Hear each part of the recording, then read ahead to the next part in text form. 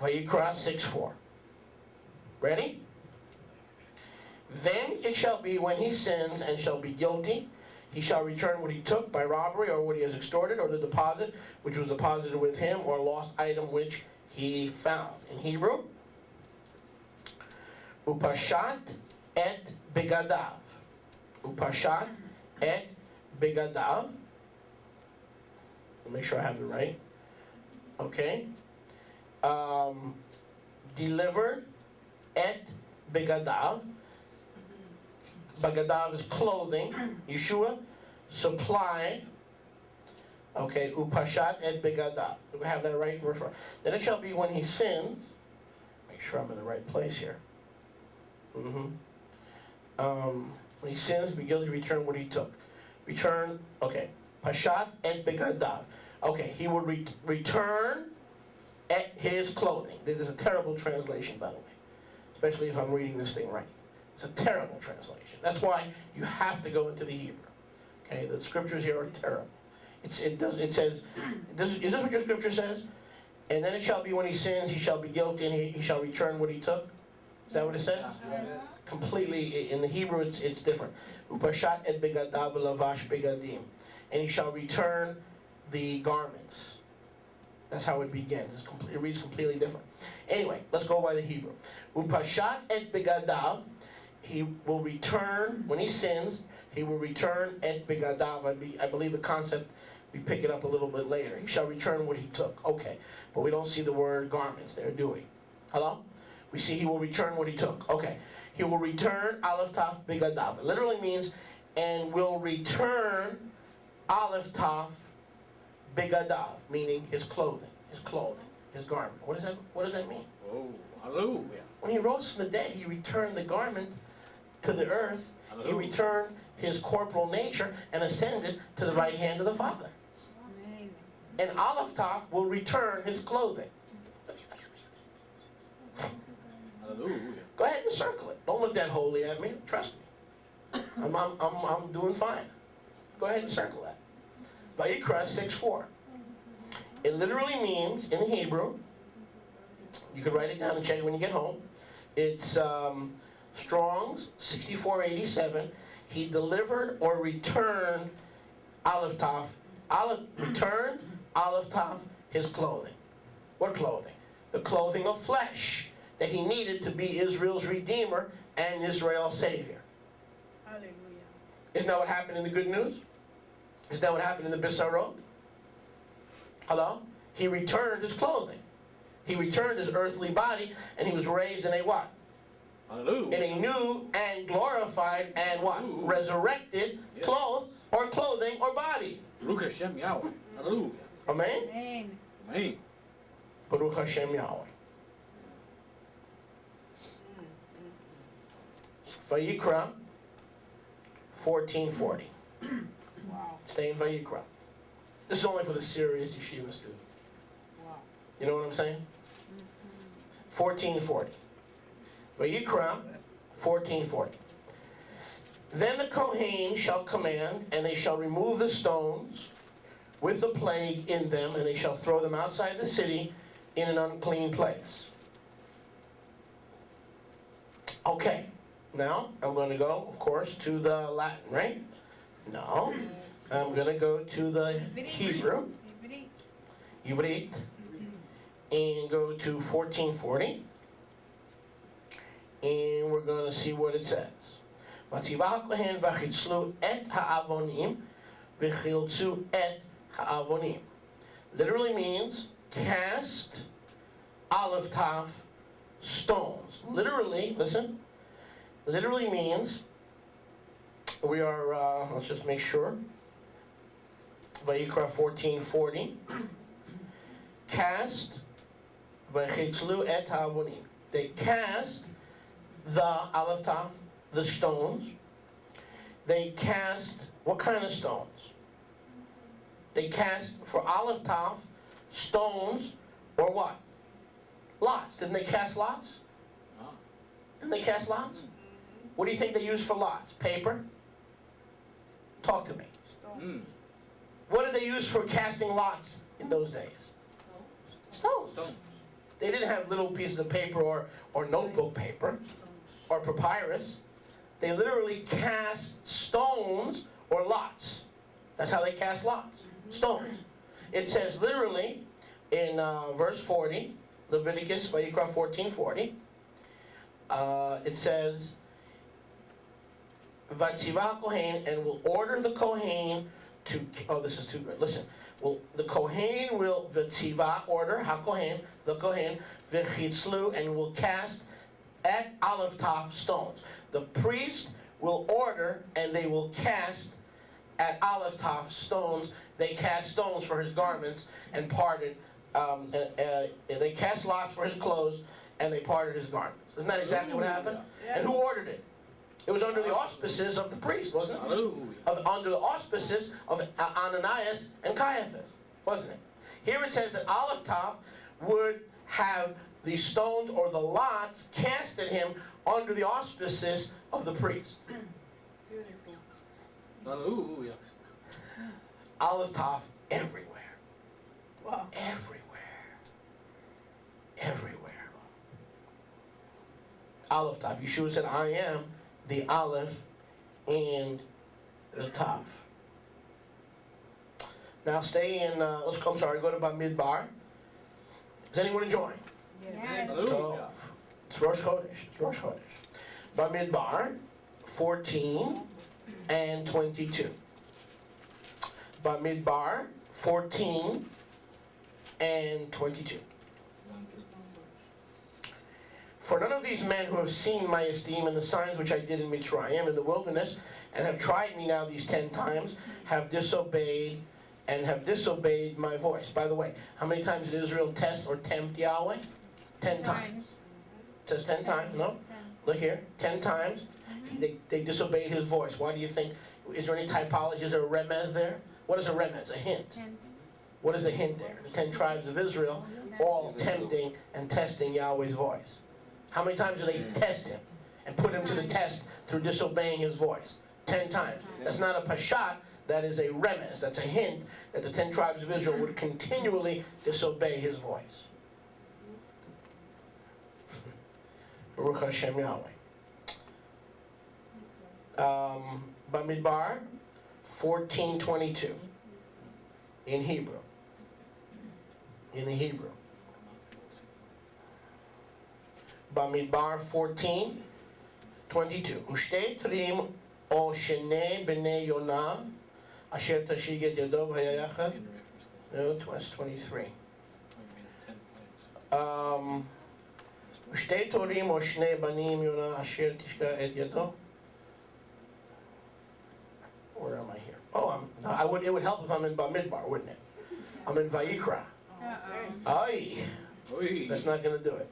Bamidbar, where are we? 14:22. Bamidbar 14:22. Kikol Hanashim, thank you. Kikol Hanashim Haraim Alef-Taf Kevodei Ve'et Otati. Okay, Kikol Hanashim Haroim Et Kevodi Ve'et. Literally means, and all the people will see at my glory and my Alef-Taf. Hello? All the people will see my glory, Ve'et, and my Alef-Taf. Isn't that what the good news is all about? Yes. All the people of Israel, even the 10 times they disobeyed his voice, it is Yahweh's will that they see Alef-Taf. Hallelujah. They will see my glory and my Alef-Taf. Now go with me to Shoftim. Shoftim. Is this the gospel right here in the Torah? We have not even left the Torah. The Alef-Taf will have stones hurled at him through lies. The Alef-Taf is the creator. The Alef-Taf is the one who called down fire and brimstone after he left talking with Abraham. The Alef-Taf is the one who would give the Torah to Israel. The Alef-Taf is the one who would reveal the kavod and the Shekhinah of Yahweh. The whole good news, we haven't even left the Torah. The whole revelation of the Bisarot here in the Torah. Who was the right hand of Yahweh? Shoftim, judges. 11:27. Shoftim, Judges, 11:27. So I have not sinned against you, but you are doing me evil by fighting against me. Let Yahweh, the judge today between the children of Israel and the children of Ammon. Now I'm going to find in the Hebrew. Shoftim, Judges, 11:27. Correct? Is that correct? Yep, Yes. Huh? that's correct. Yes, yes. Okay. Okay. Can. 11:27.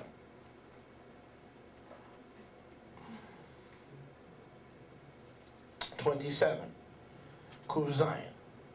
ואנוכי לא חטאתי לך, ואתה עושה איתי רעה להלכים בשפט יהוה ושפט היום בין בני ישראל ובין בני עמון. Do I have the correct one? I do. Yes. Okay.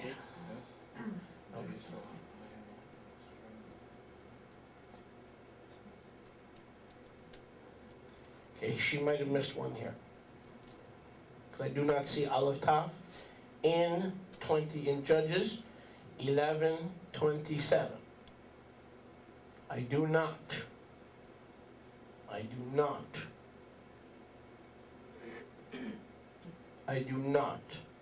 see Alef-Taf there.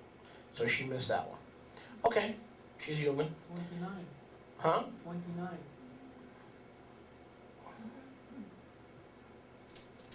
Yeah, but I mean, I can't go fishing. It may not have an application.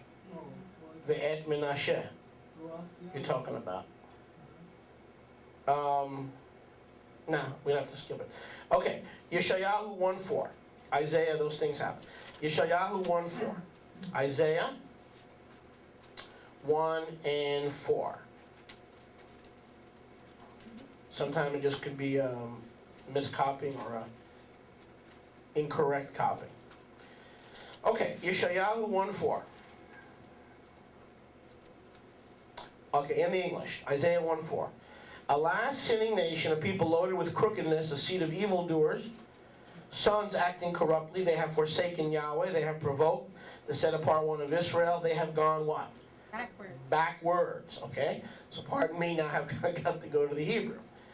Okay, first I got to find it in the English, and then the Hebrew. So, Yeshayahu 1:4.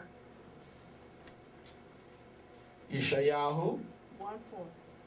1:4. Hoy.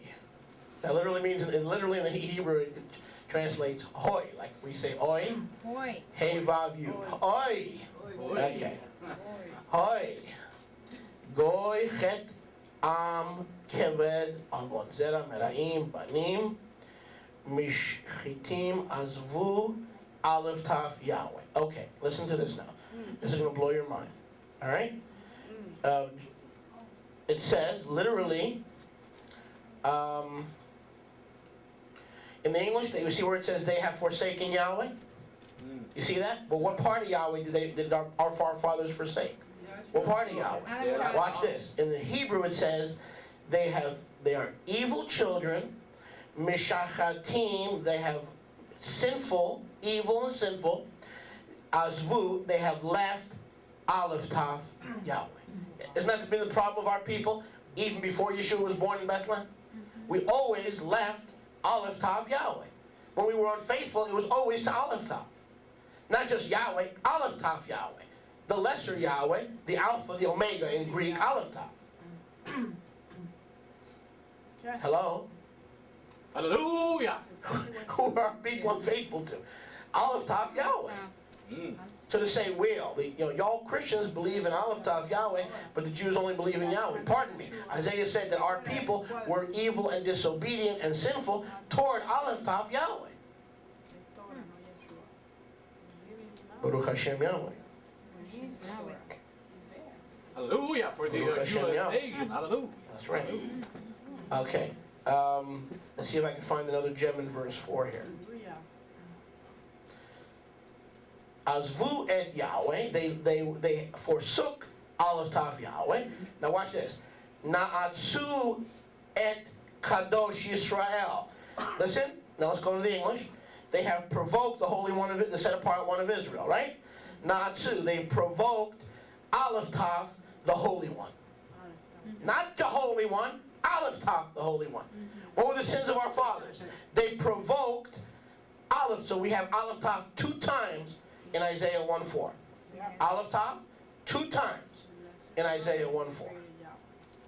So our forefathers forsook Alef-Taf Yahweh. More than that, they provoked, now again in the Hebrew, just so we get it on tape, Natsu, or they provoked Alef-Taf, Kadosh Yisrael, or the Alef-Taf, the Holy One of Israel.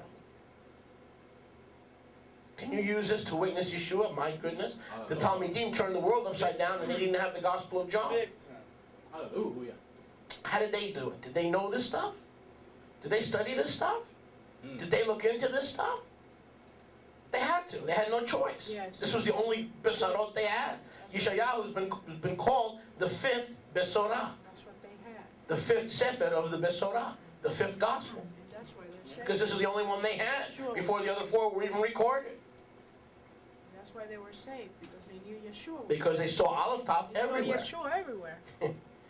Baruch Hashem Yahweh. Now go to Yeshayahu 6:1. We get to Tehillim and it's going to be incredible. That is so succinct. Yeshayahu 6:1. Yeshayahu 6:1. This is a special Rosh Chodesh present, number 9, for all you revelers in Yahweh's Rosh Chodesh. Amen? You can go to organized religion 1,000,000 years and never get this. Amen. Yeshayahu 6:1.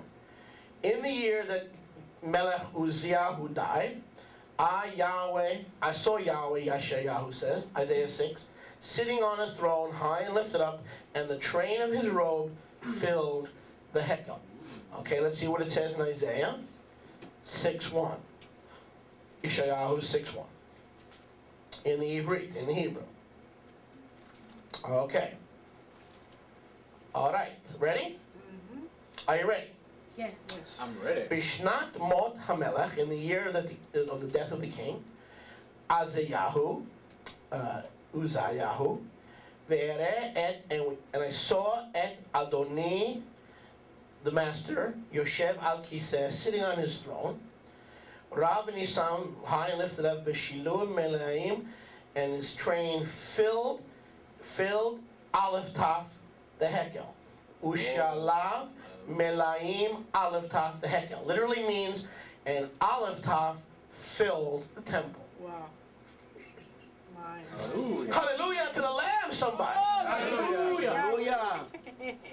Hallelujah. What Isaiah saw was Alef-Taf, his Shekhinah, That's what he his saw. train filling the Yes. Hekel. Hallelujah. He saw it. He saw it. Yeshayahu was saved. Hallelujah. People come to me all the time, Rabbi, I know all this Yeshua stuff, but how did people get saved in the Tanakh? Very simple. Alef-Taf.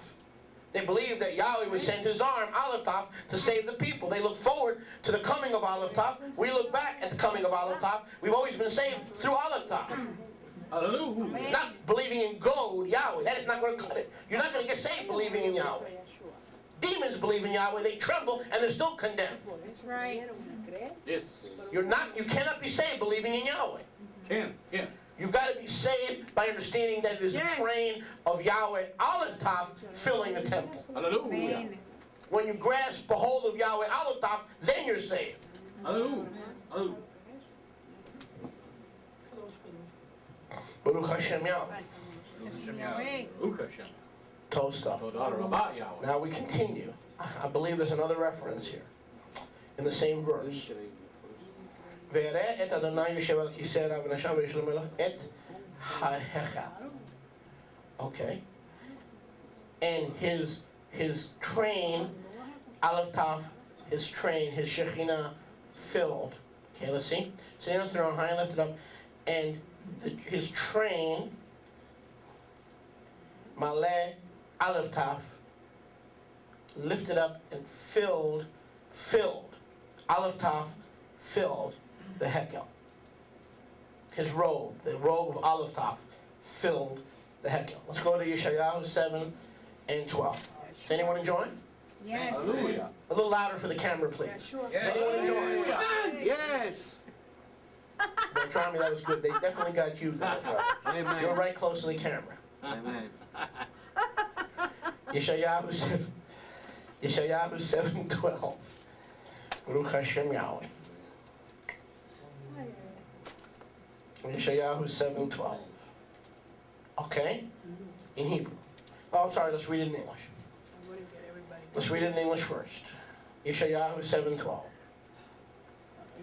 But Ahaz, was Ahaz a good king or a wicked king?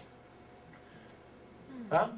He was a wicked king. Very wicked. Ahaz said, I do not ask or try Yahweh. He was being self-righteous, false humility. The guy was wicked, as wicked as they come. Okay, now let's look in the Hebrew. Vayomer Ahaz lo eshol velo enaseh et Yahweh. I will not ask nor tempt Alef-Taf Yahweh.